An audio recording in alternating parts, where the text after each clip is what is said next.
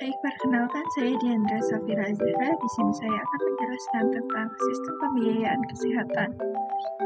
Apa itu sistem pembiayaan kesehatan?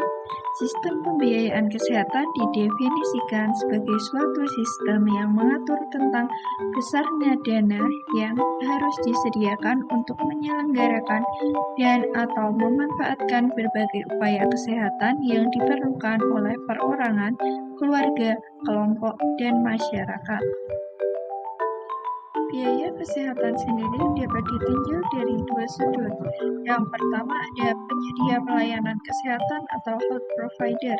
Besarnya dana yang harus disediakan untuk dapat menyelenggarakan upaya kesehatan, maka dilihat dari pengertian ini bahwa biaya kesehatan dari sudut penyedia pelayanan adalah persoalan utama pemerintah dan ataupun pihak swasta, yakni pihak-pihak yang akan menyelenggarakan upaya kesehatan. Besarnya dana bagi penyedia pelayanan kesehatan lebih merujuk kepada seluruh biaya investasi serta seluruh biaya operasional. Yang kedua ada pemakai jasa pelayanan atau health consumer. Besarnya dana yang harus disediakan untuk dapat memanfaatkan jasa pelayanan. Dalam hal ini, biaya kesehatan menjadi persoalan utama para pemakai jasa pelayanan.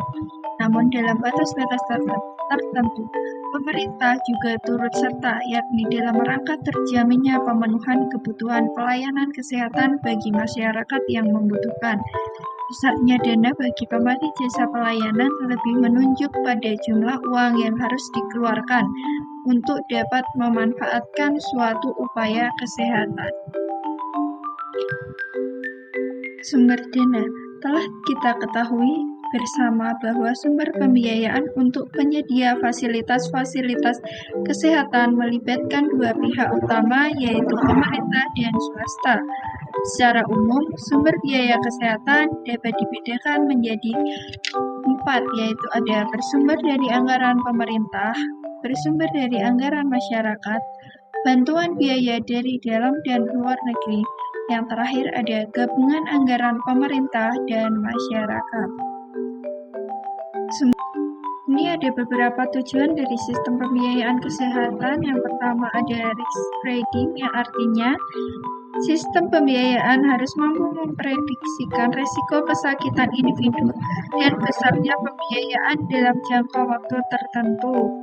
Lalu yang kedua ada risk pooling, yaitu sistem pembiayaan harus mampu menghitung dengan mengakumulasikan resiko suatu kesakitan dengan biaya yang mahal antar individu dalam suatu komunitas, sehingga kelompok masyarakat dengan tingkat kebutuhan rendah atau tidak terjangkit sakit, tidak membutuhkan pelayanan kesehatan, dapat mensubsidi kelompok masyarakat yang membutuhkan pelayanan kesehatan. Lalu yang ketiga ada connection between ill health and poverty, yaitu suatu sistem pembiayaan juga harus mampu memastikan bahwa orang miskin juga mampu pelayanan kesehatan yang layak sesuai standar dan kebutuhan, sehingga harus mengeluarkan pembiayaan yang besarnya tidak proporsional dengan pendapatan. Dan yang terakhir ada fundamental importance of health, yaitu kesehatan merupakan kebutuhan dasar di mana individu tidak dapat menikmati kehidupan tanpa status kesehatan yang baik. Ada beberapa sistem pembiayaan kesehatan Indonesia. Salah satunya ada fee for service atau out of pocket.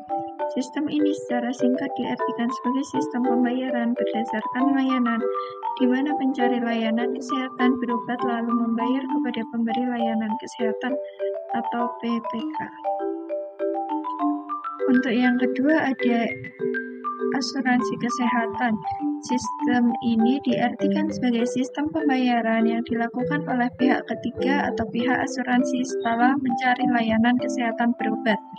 Sistem asuransi kesehatan ini dapat berupa sistem kapitasi dan sistem diagnosis relate group atau DRG system.